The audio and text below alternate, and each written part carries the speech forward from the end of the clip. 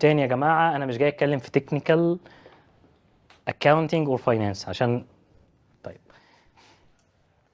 تاني حاجه، كام واحد فينا بيشتكي طول الوقت؟ كام واحد؟ ها، تعرف كام واحد من اي حاجه؟ تعرف كام واحد بيشتكي؟ بلاش احنا عشان كلنا بنشتكي. تعرف كام واحد بيشتكي حقيقه؟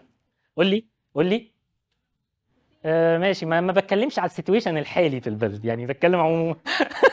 يعني خلينا نخرج كاننا مش عايشين في السيتويشن الحالي عشان بس نبقى فير. بس قابلت كام واحد بيشتكي؟ كام واحد بيشتغل هنا اصلا؟ اوكي جود. قابلت كام واحد بيشتكي عموما طول الوقت؟ تحب تقعد معاه؟ طب تخيل لو انت مدير بقى وهو الموظف مش بيشتكي لك.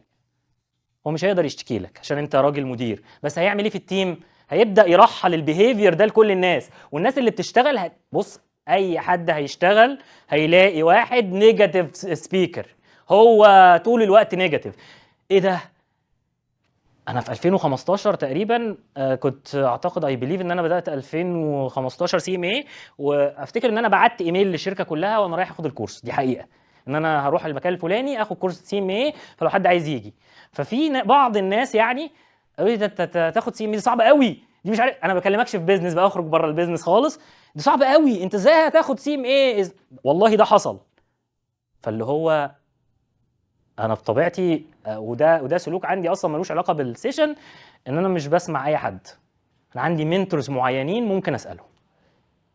انا الانبوتس اللي بتدخل لي مش اي حد بسمعه، لازم يبقى عندي منتورز. والله عايز اسال في حاجه ليها علاقه مثلا بالشريعه والدين والفاينانس، بسال حد من جامعه الازهر مثلا. عايز اسال حد بغير شغل، بسال واحد او اتنين بوزيشنز معروفه وعارف الايثكس بتاعتهم. فانا مش اي حد هقعد اسمعه كده. وانا على فكره بس وانا داخل اصلا وقتها ما كنتش بليف ان انا هنجح اصلا، دي حقيقه. ولذلك انا حاليا ده اللي بعمله مع الطلبه بتوعي. بعمل ايه؟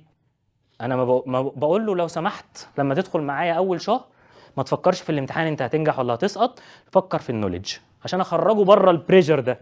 انا عايزك تستمتع الاول بالنوليدج، تستمتع بالشهاده، وبعد كده ستيب باي ستيب هو يبدا يحس انه يقدر. اما انت جاي لي من اول محاضره بتقول لي انا ضعيف في الكوست اكاونتنج، طب حبيبي انت جاي اصلا انت مش عايز تتعلم. الاتيتيود بتاعك انت خايف من الشهاده، ده نيجاتيف بيهيفير. انت طول الوقت نيجاتيف وشايف ان انا لا اصل انت مش تنجح. طب بعد ما نجحت خلاص بقى هو بيقول لك ايه ده انت عملتها ازاي؟ انت لو سمعت كلامه في الاول وانت كمان يبقى لازم تبقى بوزيتيف ثينكر، يبقى ده جزء من السكيلز. ده سكيل لازم تبقى موجوده عندك. حد شايف حاجه تانية؟